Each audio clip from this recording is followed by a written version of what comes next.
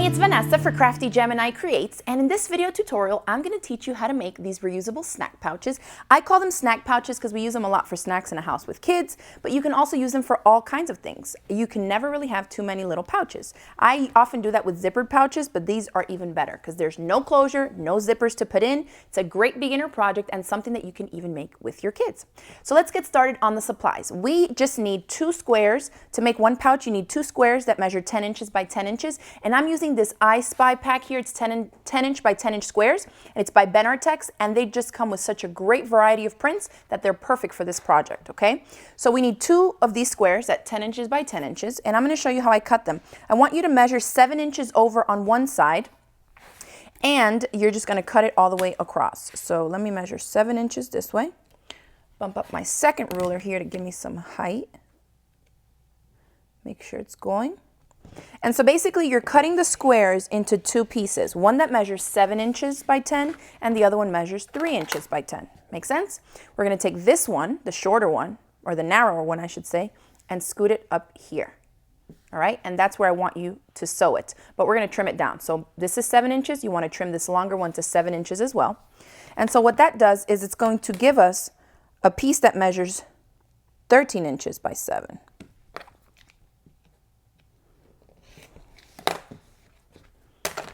All right, so here we go. So we have 10 inches plus the 3 inches that we've added here, minus our seam allowance, it'll be 12.5. But this is what I want you to do. So you end up with a longer, more narrow strip from the one square. So you don't have to add anything on. Now this is one option, is to cut it from the side and put it here so you end up with the entire strip being from the same collection. Or you can also cut a strip from a different one and add it so you end up with something like this, where you have 2 coordinating prints, contrasting prints, or whatever you want to do. For the purposes of this video, we're going to keep them the same.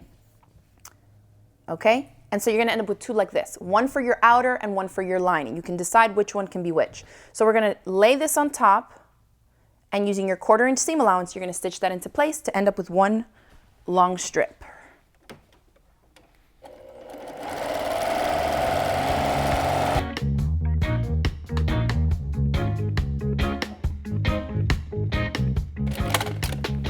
Now let's head over to the pressing board. And we're going to press this out just like you would do some patchwork.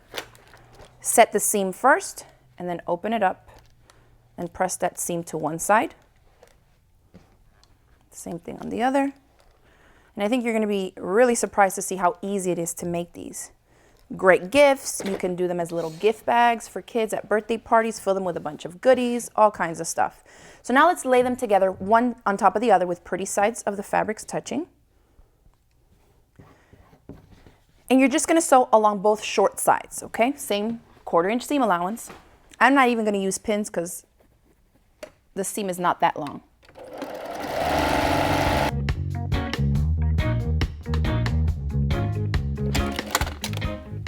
Okay, we sewed up the 2 short sides. Now I want you to come in here in the center, and you're going to line up so that the seams that we just sewed are matching each other right in the middle.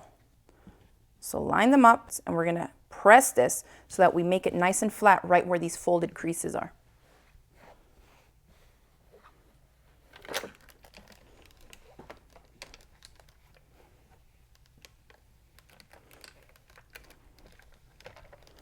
Okay.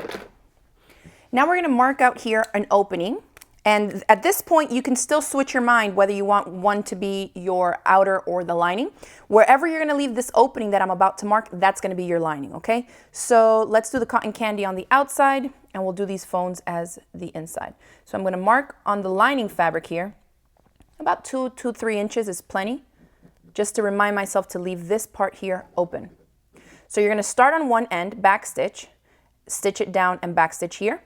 Then I'm going to come back and stitch this side. And then on the opposite side of where you're leaving that opening, you're going to stitch the entire length of the long side.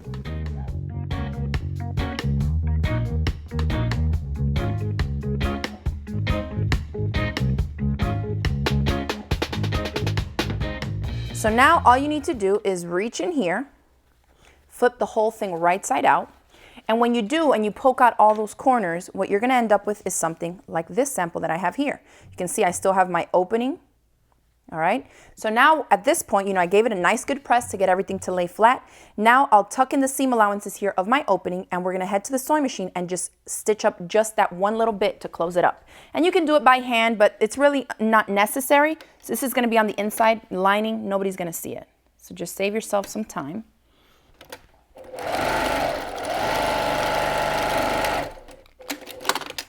All right, and after you stitch that up, you'll end up with it nice and stitched. And here you can see the stitch line a little bit better on this sample. The next step is to push, obviously the line that has, or the side that has the stitch line is gonna be your lining. So you wanna push that side into your outer fabric. And you can see that on this side, I added a different contrasting print to this cute popcorn fabric.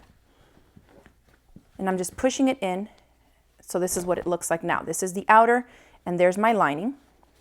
And now on this side, you can give it a good press on the iron, and then we're going to top stitch it just around the top opening to help keep that lining in place. And I have a sample that's already done here for you. You can see the stitch line right through there, so the lining is not going to come out on you. And the next thing you need to do is make the closure. It's a real simple closure. You're just going to fold this down. So on this side, you can see I have a seam here, and on the other side, I don't, because I pieced it, remember, from the same 10-inch by 10-inch square. And so I kind of don't want that seam to show on the outside part. So instead, I'm going to do the closure towards this side. So what happens is you get a nice clean finish on the back, and you see no seams, all right? So we're going to fold this down, and I like to fold them down about 1.5 inches. You can do it a little bit less or a little bit more. It's obviously going to affect the height of the snack pouch, but if you do it too narrow, then depending on what you put in here, this is gonna kind of pop open on you. So 1.5 inches is to be safe. So you can measure that there. You can even bring it down a little further, 1.25 inches. Anywhere there is gonna be fine. So just fold it over. I put a couple wonder clips, just one on each side. And we're gonna go back and sew, and you're just gonna basically top stitch this folded side into place. And where you're going to stitch it is right here, close to this edge, about 1/4 inch away. Back stitch at the beginning and at the ends to secure it, because this, remember, this is the closure. So this is where you're going to be putting a lot of stress on it. Right here, and repeat that to the other side. And then I'll show you how easy it is to open and close your snack pouch.